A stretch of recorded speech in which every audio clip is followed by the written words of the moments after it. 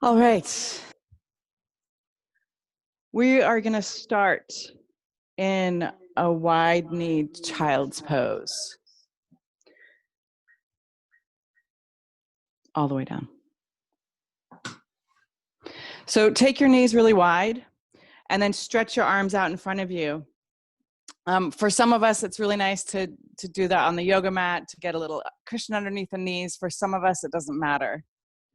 But that's the only adjustment that you really want to do in this pose. And then stretch yourself forward. And we're going to start by bringing our hands together in prayer and taking your thumbs towards the back of your neck. So it really feels like that's upside down praying. And just take a couple breaths here and allow yourself to arrive.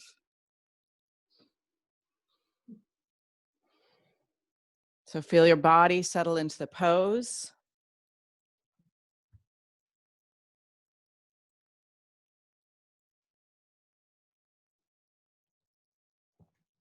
Take a couple moments to really feel the floor underneath you.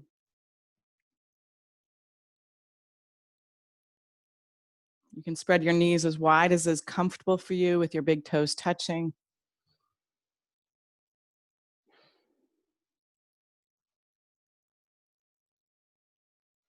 Take your next couple of breaths and turn your attention inward.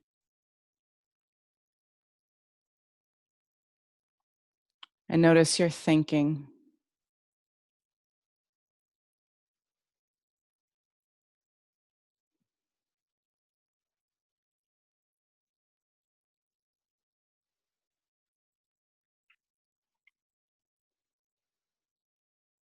Has your thinking been leading you today, or have you been leading your thinking?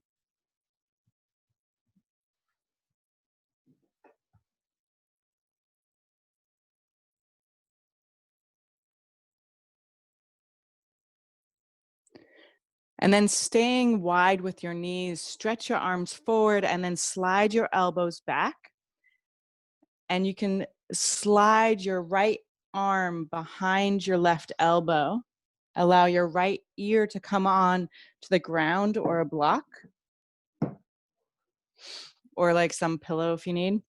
And then you can either stay here, or if you want a little bit more, you can wrap your left arm behind you. And just take your next couple of breaths.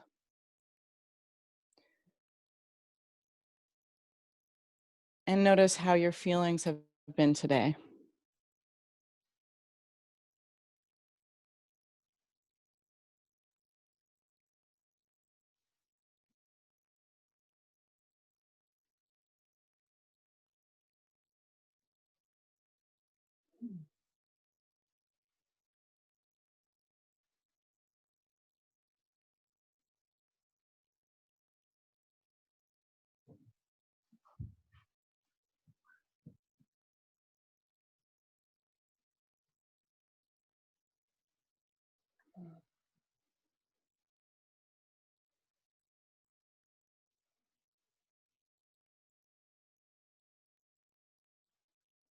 Then with your next cycle of breath, just think about how your physical body has felt today.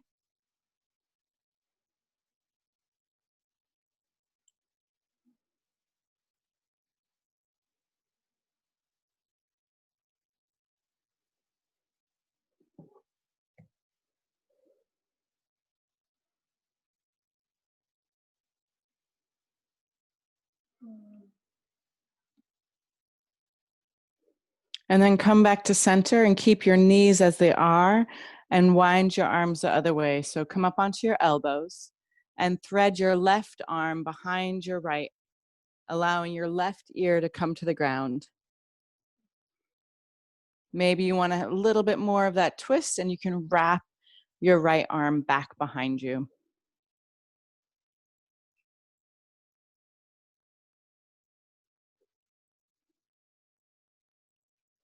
So I keep having this image in my head of a tree, essentially. And as we go through our, how is our thinking, how are our feelings, how is our physical sensation, we're doing this while we breathe. And we can imagine, the other people here in the class with us in this moment breathing. But maybe you can also imagine the other people in your house, in your neighborhood, or your community breathing in rhythm.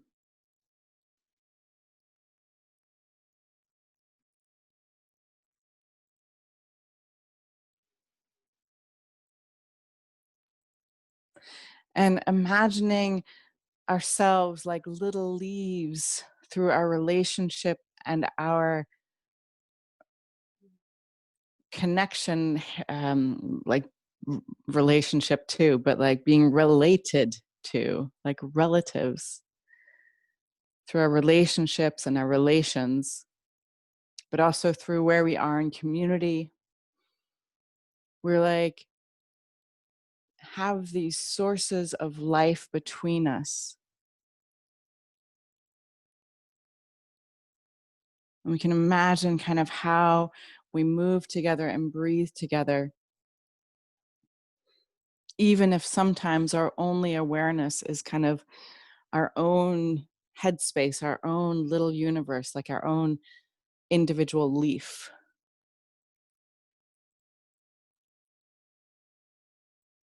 But to start to imagine ourselves simultaneously as our own individuality, but also as part of the human organism.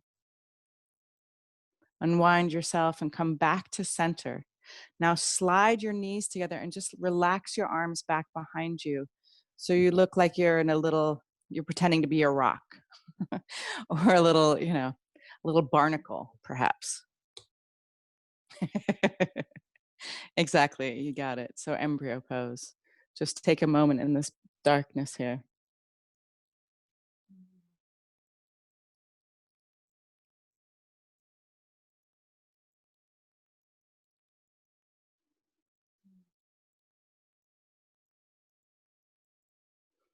And then roll up and slide into Sphinx. So you want to line up your elbows just slightly in front of your shoulders, your elbows shoulder distance apart. And you can let your hips be heavy. You can take your legs as wide as the mat. And take a couple moments to relax as many muscles as you can while staying in the posture.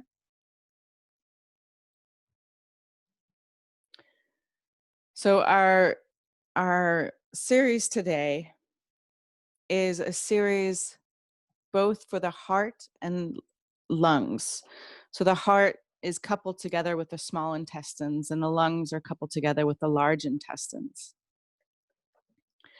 And the series for the heart as well as for the lungs are identical because the meridians for the heart and lungs are nearly holding hands in our body, if you can imagine. So they both come up from our fingers to our arm, up through both sides. And um, the lung has this kind of line and then a circle and then a line continuing down. And the heart meridian has a straight line going out then to both sides. And so together with the picture of the heart and lung meridians together, it nearly looks like an organic kind of, the cross is the rose cross. So the cross with the round around the cross. Feeling very articulate today. But I think you know what I mean. So it's that Celtic cross. So as we move, we may be, aiming it towards the heart or aiming it to the lungs, but how our heart and lungs work in our body, they are so intimately connected, even in like their tissues are much more interconnected than we imagine them. The way we've learned about the world is really, in little boxes and categories, not to mention small pieces and hierarchies. So we learn about the lungs over here, and then later we learn about the heart. Same with the intestines. We learn about the large intestines, and then we learn about the small intestines. And our systems, however, they're not isolated systems.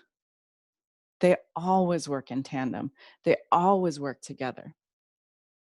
So with our lungs and our heart especially, we can notice this and we can feel it, and our participation makes a difference.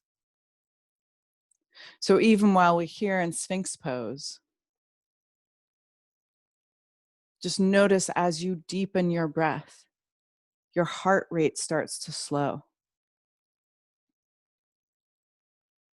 In the same way, when we're practicing vinyasa and really encouraging the heat in our body, we want to elevate our heart rate. So what we do is we work our body till we're breathless to really engage and up our heart rate. Our lung system is the system in between consciousness and unconsciousness. Thank goodness we don't have to think about it and we breathe anyways. But when we pour our attention into our breath, we can expand it, deepen it, stretch it out, hold it out even, or hold it in.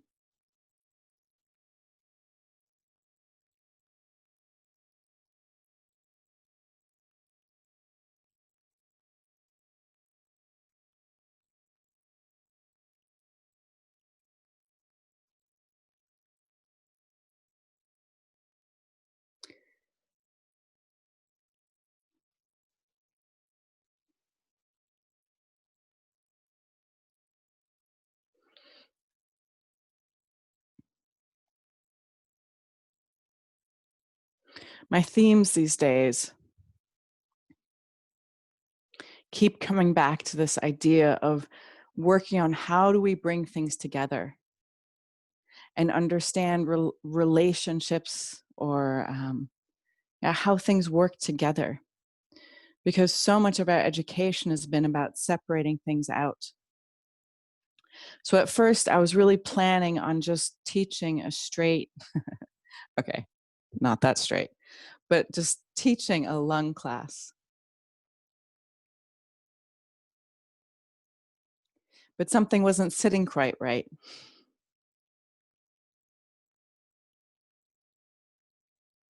And it's because these systems, they are so informative to each other.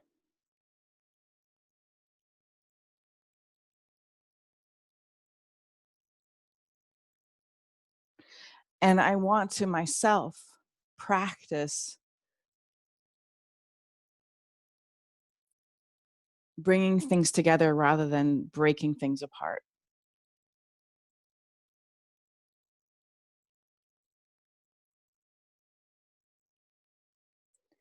With your next inhale, just slowly lower yourself down to the ground and just stack one of your arms on top of the other and rest your forehead on your forearms.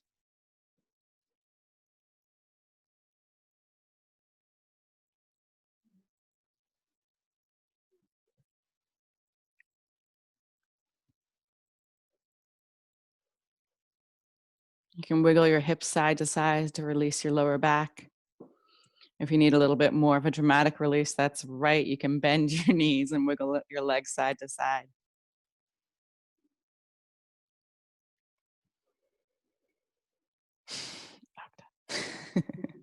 And then stretch your right arm out to the right with your palm facing down. We're going to move into a shoulder opener and roll.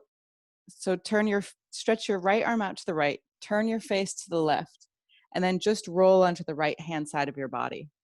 You can keep your left arm in front of you even. And then bend your knees and bring your knees up to your chest. Now, this might be as far as you need to go, but if you'd like to go further, you're welcome to step your left foot on the ground with your knee pointing straight up to the sky, your foot pushing down on the ground. And you can stay here with your arm relaxed, your left arm kind of like in front of you, or it makes it even more intense if you stretch your left arm up and then turn your palm and reach back behind you and see if you can hold hands behind you without significantly lowering your right arm. Bea, try bringing your knees closer up to your chest. Yeah, there you go. Beautiful. Take a full inhale, and then with your exhale, just get to know this shape.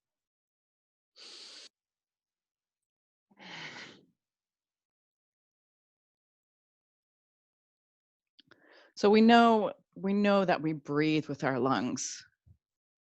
They are called the tender organ. And part of it is because they are so fragile, actually, but also that they're affected immediately by whatever's around us.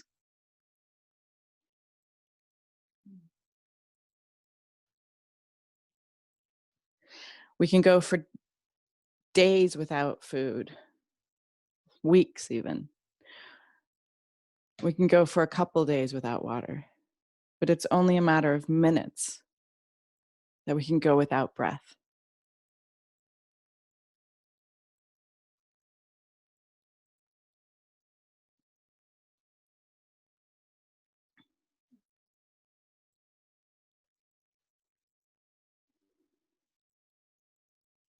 But if we even just in a very, loose imagination, think about, okay, we breathe in the air, moves into our lungs, and then it oxygenates the blood in our heart. And then the oxygenated blood moves through our whole body, delivering oxygenated blood and nutrients to every little cell in our body.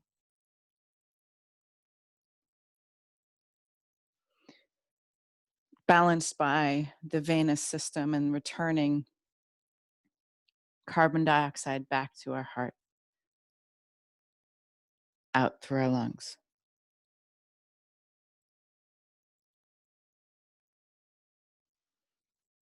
This continuous exchange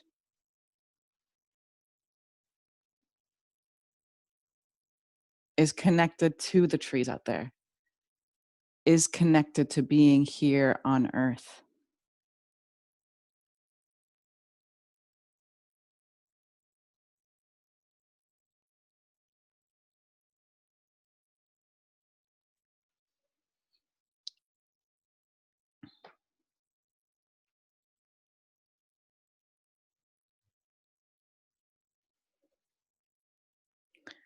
And then roll onto your belly and just pause for a moment, stretch your body long, maybe take your arms underneath your forehead again to keep your neck neutral. Resting here for a couple of breaths, just feeling the effects of the choices you make.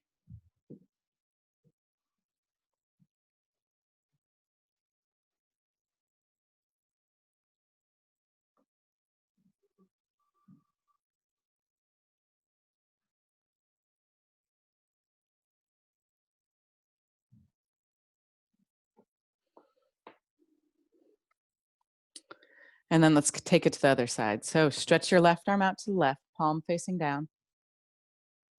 Turn your body away from it, rolling onto the outside of your left thigh, your left side of your body. And then hug your knees up to your chest.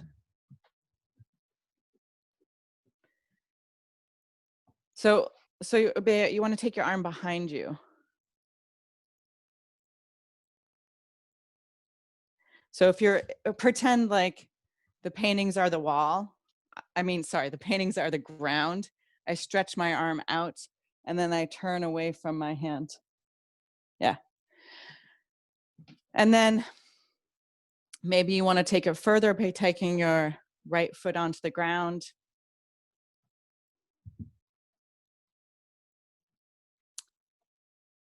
Maybe you want to take it further by reaching your arm back.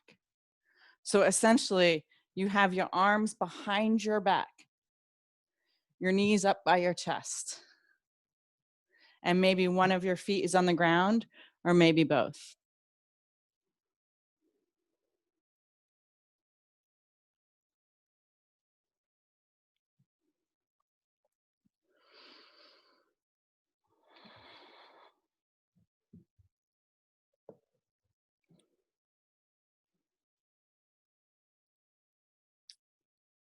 So our breath is quite dramatic, but it's not the most dramatic thing that we do with our lungs.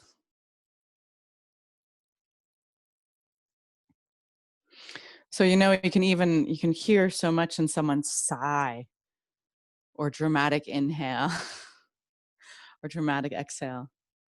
But when it gets really interesting is when people start to speak. And this is also with our lungs and with our breath.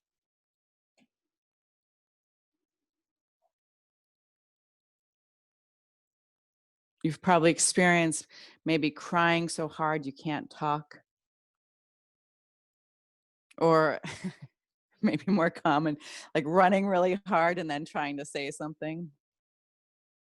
But you'll find even if you get a dramatic shock, it's hard sometimes to speak.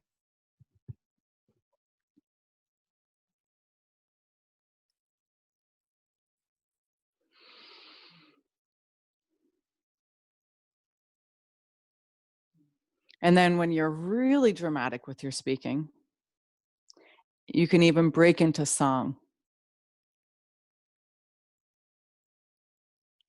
So we can just speak to one another casually about the day. We can talk poetry. We can sing psalms. We can sing songs. We can celebrate with our voice, with our breath.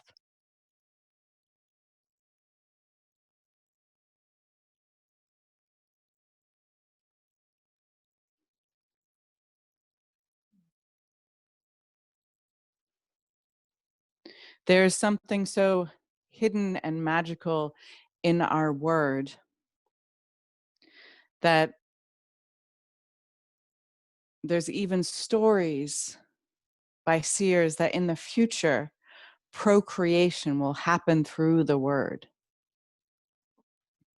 And you might notice in your own life, it's words that have shaped your path, your yeses and your nos, even your maybes.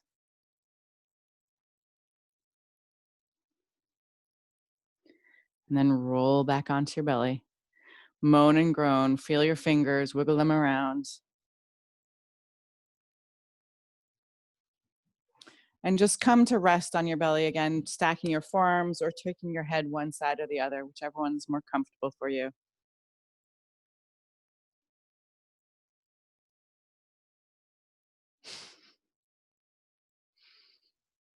Thanks, Hedwig.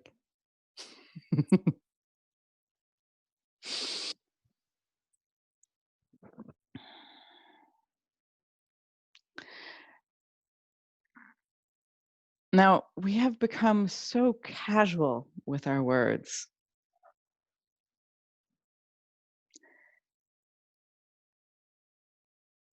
For instance, we expect our politicians to lie.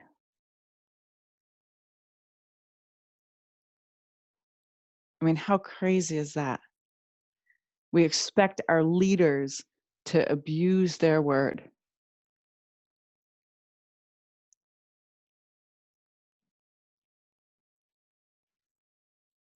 We have been so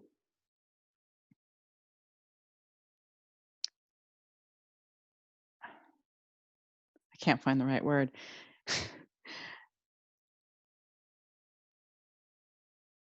We've been so cavalier, so presumptuous, so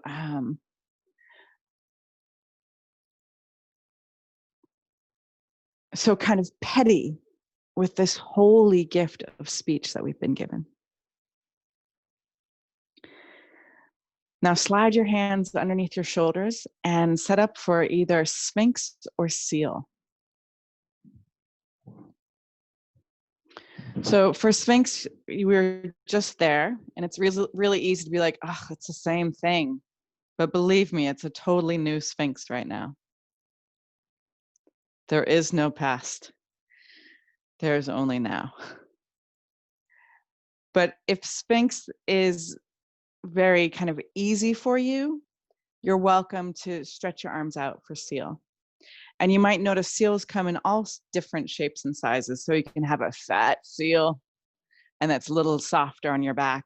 Or you can have like, oh, a really hyper skinny seal who has like a very bendy young spine, or somewhere in between. So you find your Goldilocks seal for you. It might take a little movement to figure it out.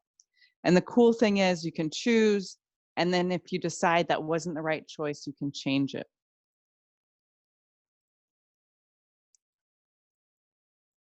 So we've become so careless with our words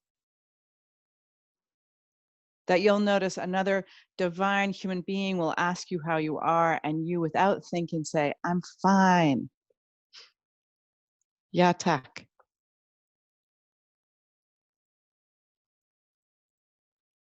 How often do you dodge answering a question honestly? Because it's socially uncomfortable.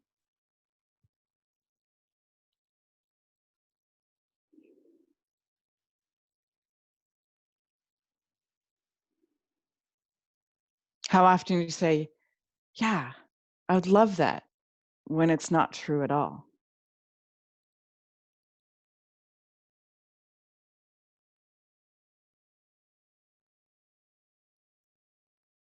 How often, even in the quietness and the interior space of your private thoughts, do you say something and within the next 1 to 5 minutes, totally do something the other way, disregard it? When it's something as simple of like, okay, I'm just gonna watch one more episode. I'm just gonna play one more game. I'm just gonna do one more word on this crossword puzzle. And there you are, 15 minutes later, 2 hours later, whatever how deep the sickness goes. But this is not because you are, so evil. It's because we have been kind of raised to regard our own speaking to ourselves as irrelevant and of no consequence. Yet it affects you so deeply that you have gone to a place where you can't even trust what you say to yourself.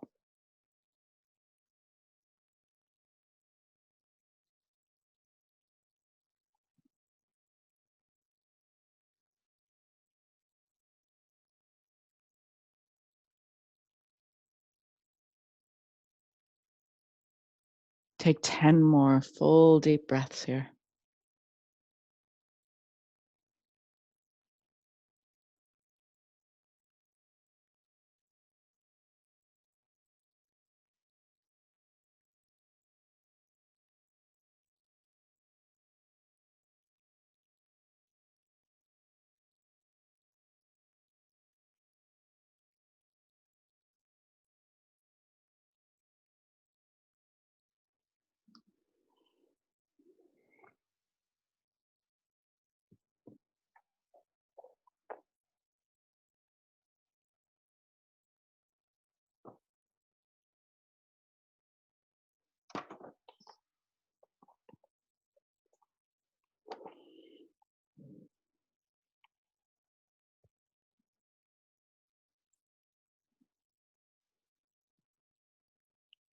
And after you found your 10th breath, settle down to the ground again.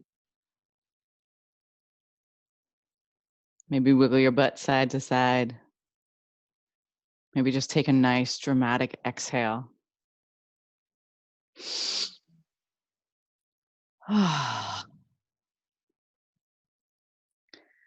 What we speak becomes the house we live in. Who will want to sleep in your bed if the roof leaks right above it? Look what happens when the tongue cannot say to kindness, I will be your slave. The moon covers her face with both hands and can't bear to look. By our mystic Hafiz. Now, take your hands underneath your shoulders and push back to Anahata Asana. So we come onto our hands and knees and find the right alignment, and then you walk your hands forward. So your hips stay over your knees, your butt's in the air, like you just don't care. Yeah, beautiful. And you want to feel that your chest is sinking down towards the ground.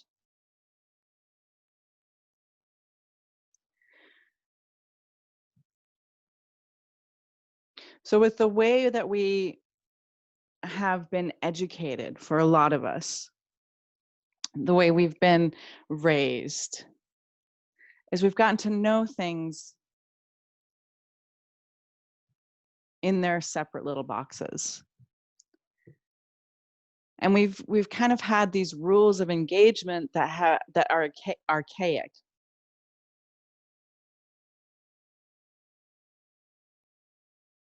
That all have led us to this handicap of not valuing and treasuring our ability to speak to ourselves and to others. So part of the breakdown happens when we're disconnected. So just like when we're breathing, it affects our heart. When we're speaking, we can actually call on our heart to make our words holy, to make our words sacred.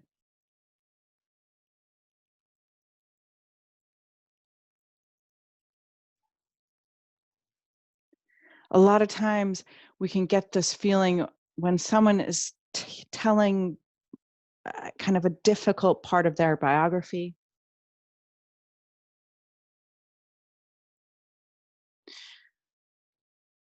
Through the tenderness of the lungs, you can see their heart.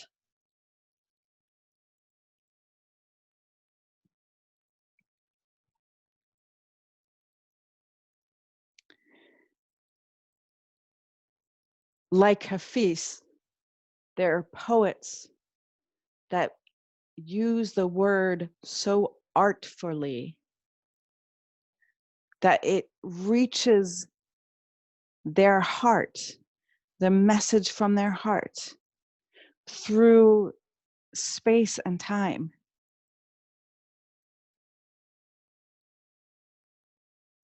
That still today, these words from like, I think it's 600 years ago, about, have meaning and power in our world.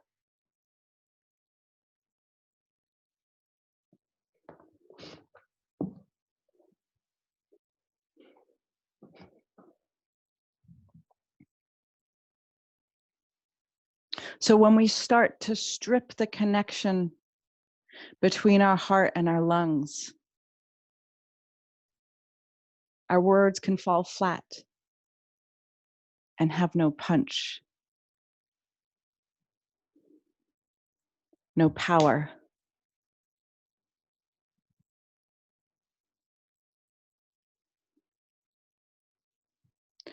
And then allow your hips to come back to your heels.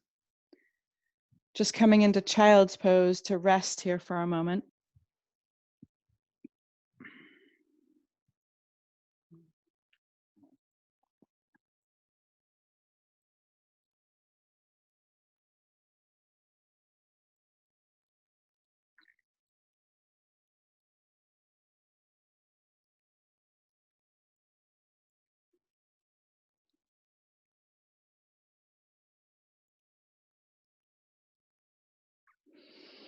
And then inhale, lift up. cross your ankles, stretch your legs out in front of you, and then take them wide. Or actually, maybe spin on your yoga mat if you want to have your heels underneath or over your yoga mat. And we're going to do lateral dragonfly. So we're going to twist a couple times over your right leg.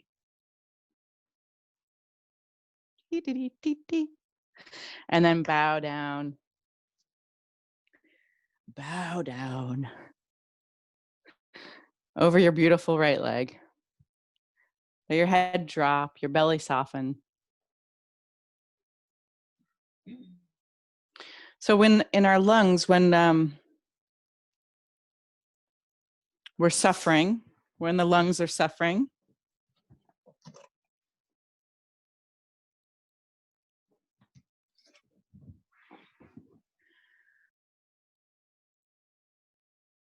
when the meridians connect to the lungs and the large intestines are struggling, what we experience is a heaviness of despair. And especially despair around the loss of things.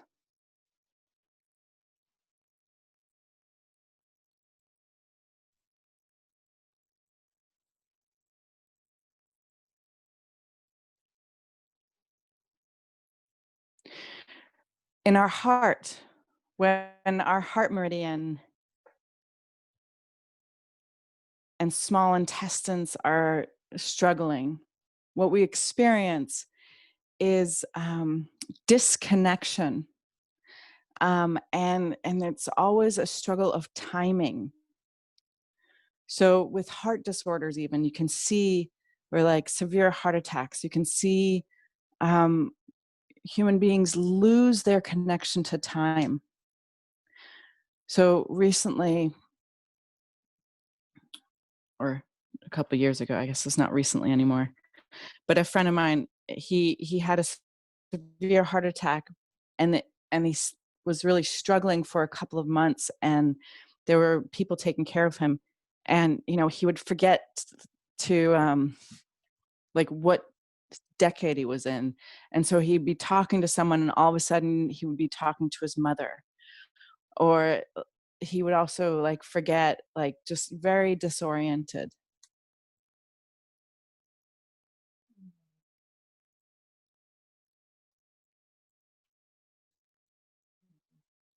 When our lungs and large intestines are doing well,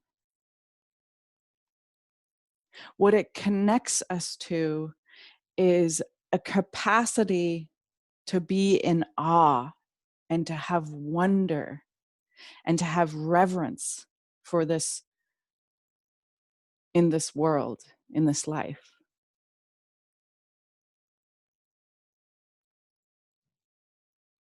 Whether it's the beauty of a sunset, the majesticness of the sky, or a holy experience of the divine.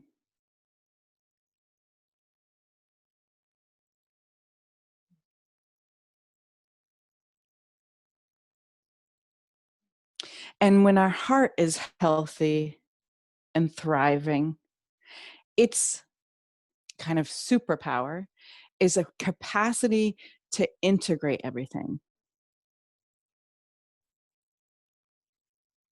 to bring all into relation. With your inhale, roll up your chest. You can take a little yang moment here. Take your hands either side of your thigh and just pop your butt up, or actually float yourself up. And then turn to the other side. Now, if you're curling back behind you, you can always sit on something. Twist around a couple of times, and then roll down over your beautiful left leg.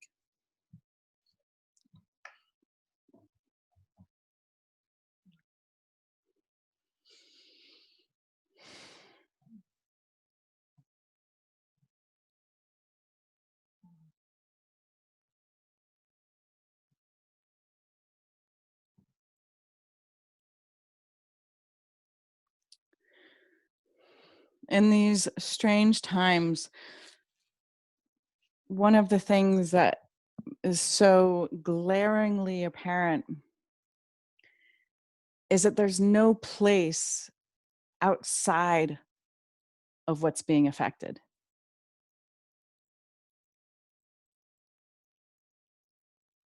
That we're so globally connected. We're so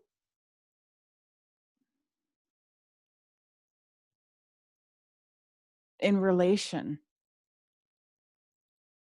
all around the world.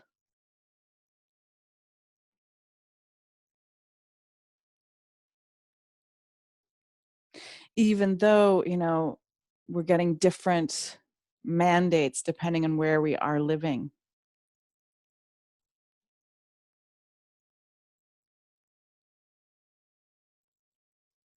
No one is outside of being affected by this pandemic.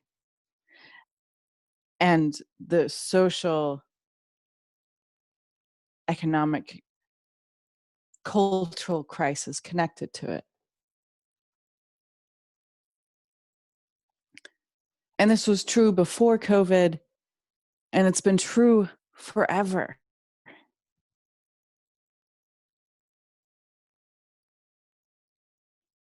It's just so obvious now.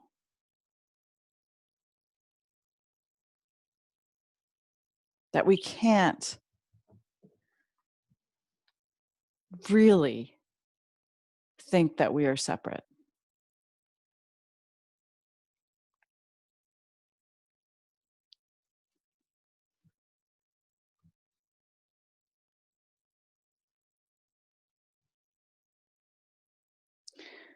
And then inhale up. And take your hands either side of your left thigh. And float like a ghost. Woo! Lift up. Gorgeous. Very nice. Now maybe twist so you can stretch your legs long on the yoga mat. We're going to come into caterpillar. And so a good check is you want to be able to be sitting upright. If you're sitting behind yourself, you take whatever you can find, a speaker or a blanket, and you put it underneath your hips. And this will allow you to lift up a little bit more so you can tilt your pelvis. And we're going to come into this actively. So walk your hands next to your legs like little spiders. And then wiggle your butt back and reach your chest forward. And then if you're flexible, you might find you can walk your hands a little further and wiggle your butt back again and reach your chest forward again.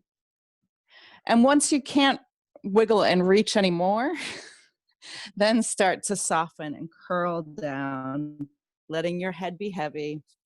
You can relax your arms. You can even put your elbows onto your arms and catch your head if that helps you soften in this pose.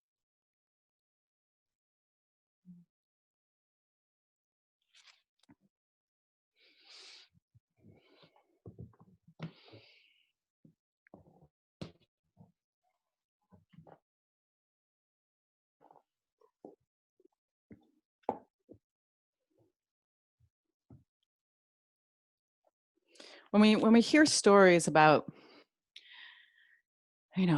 like the ancient tribes, long time ago, indigenous tribes far, far away, it's really easy right now to get very romantic about it, because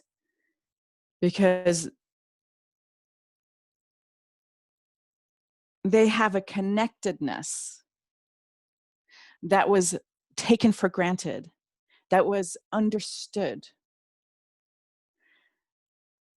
in a way that we have lost touch with now.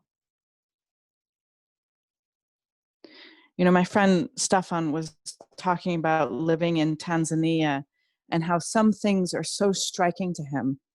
And one of them is this thing with kids where, a mom will get onto this crowded bus and have like 3 or 4 kids with her.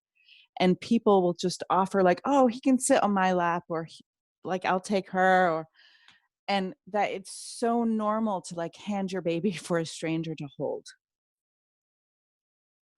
And we sit here in Sweden and imagine doing that on a bus. Ay, ay, ay. They would probably be like, not mine. Drop the baby. No. But like there's no sense of responsibility for each other's children.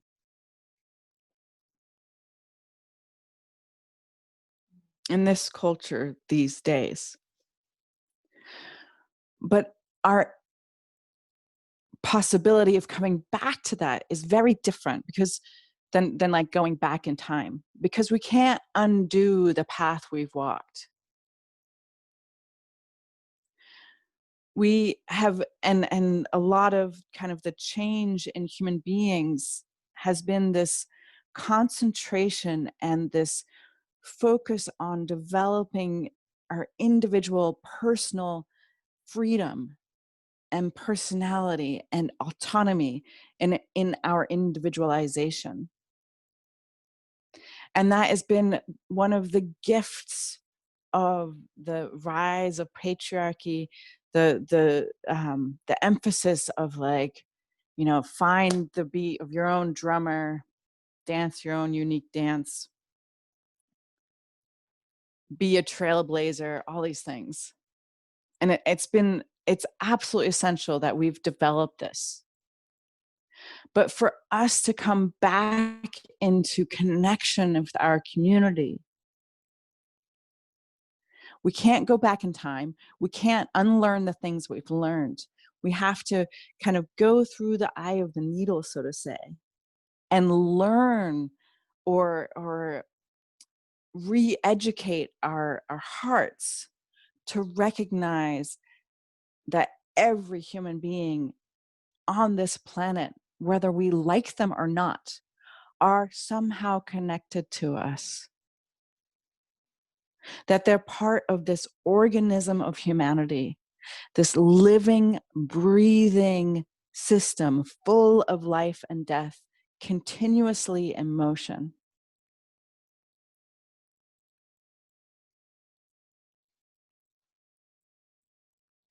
That to come back into community and to a sense of belonging, we have to do it with our wakefulness and our effort.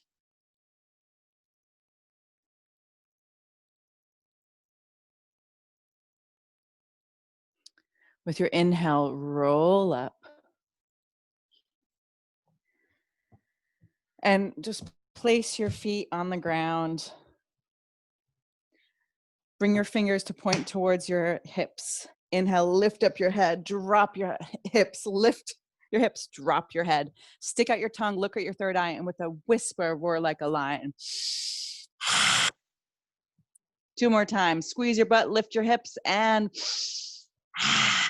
una más. And then bring your butt back down to the ground. Wipe off your chin ever so slyly. And roll onto your back. And hug your knees to your chest.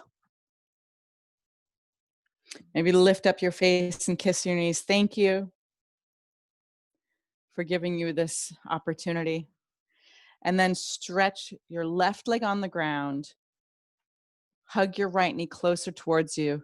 And then pull your right knee to your left, coming into the twist. So you bring your right knee across your body to the left.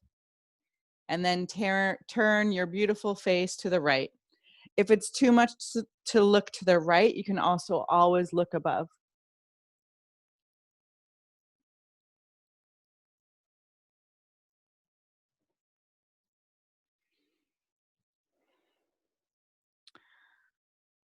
So one of my favorite teacher is a storytelling teacher. And he always reminds us, Roy, that the shortest distance between two hearts is a story. And every time you speak, you have an opportunity to bring the space between you and another's heart closer.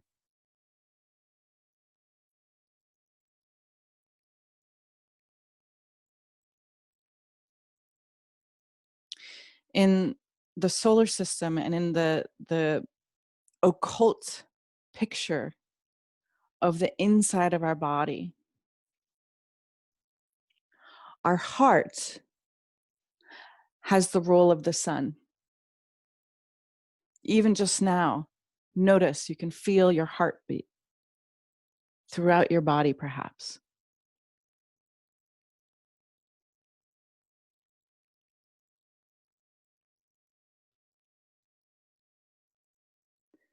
The sun acts the same way. The sun shines on all of us.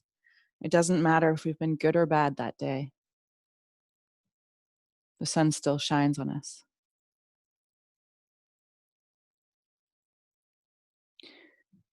Mercury is the planet connected to the lungs. The messenger of the gods, the planet Mercury. This fast moving,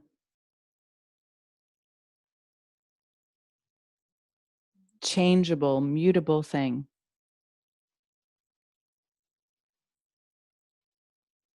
In our words, we find that power. We can use our words to lift people up or hurt them. We can use our words to bring things together or keep breaking things apart.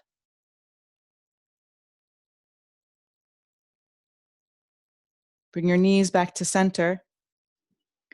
Hug them in again.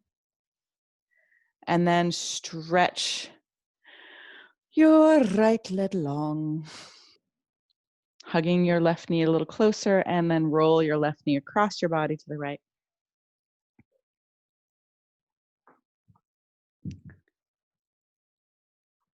Looking either above you or to your left. Take a full breath in, and with your exhale, just sigh it out through your mouth. And just feel how much your body listens to you.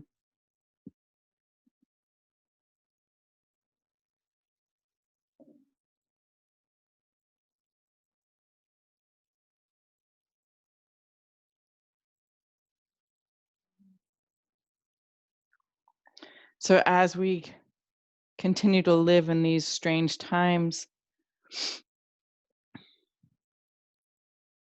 notice if you're being sucked in to a us versus them argument, pro or con, and see if you can lift yourself above the duality to find the human connection, to find a different route. You know, how can I love you so you are still free? Apply that even to strangers, or maybe even especially to strangers. My book actually over here fell open, and this is the quote it fell open to. I'm going to read it to y'all.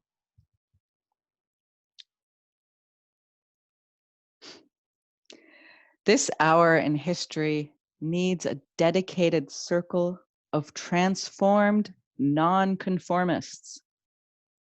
The saving of our world from pending doom will come not through the complacent adjustment of the conforming majority, but through the creative maladjustment of a non-conforming minority. Human salvation lies in the hand of the creatively maladjusted. Those wonderful words are from Martin Luther King Jr. Creatively maladjusted. I can get on board with that.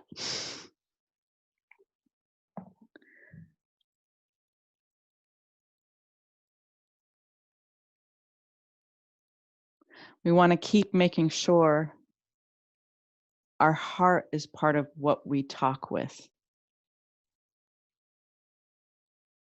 not just our lungs, because we can.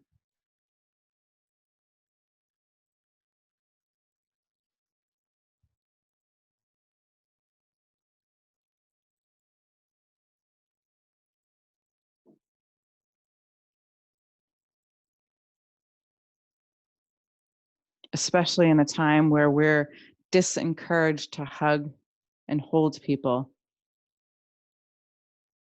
How kind and uplifting, intimate and affectionate can you be with your words alone? Don't wear your heart in your sleeve, but let it fall out of your mouth.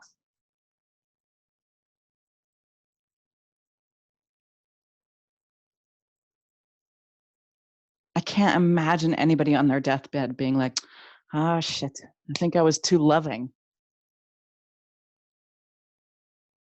Because we know that love is like light. It can reach even the darkest corners.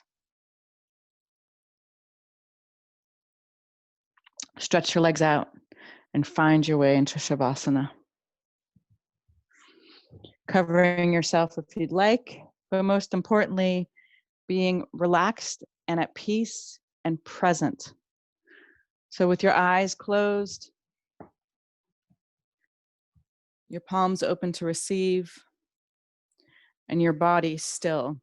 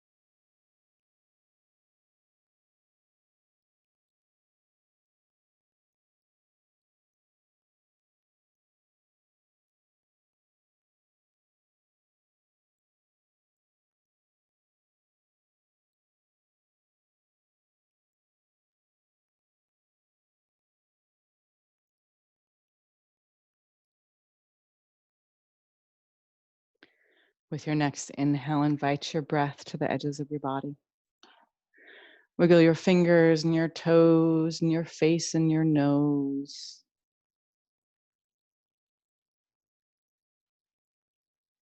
And then roll onto your side and just hug your knees to your chest for a moment and feel the vitality and the vibrancy in your body.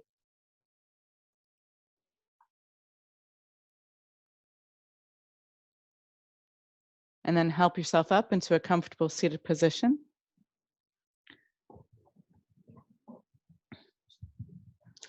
Allow your hands to meet at heart center. Root down to rise up. And let's close with one final Om. Empty your breath and take a deep inhale.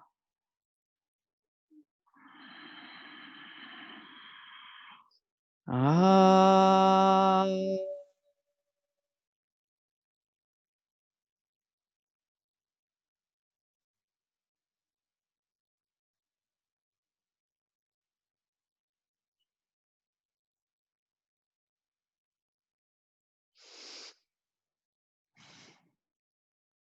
Bring your prayer hands to your third eye. Invite the divine light. And as we bow forward together, we say, Namaste. And so much love.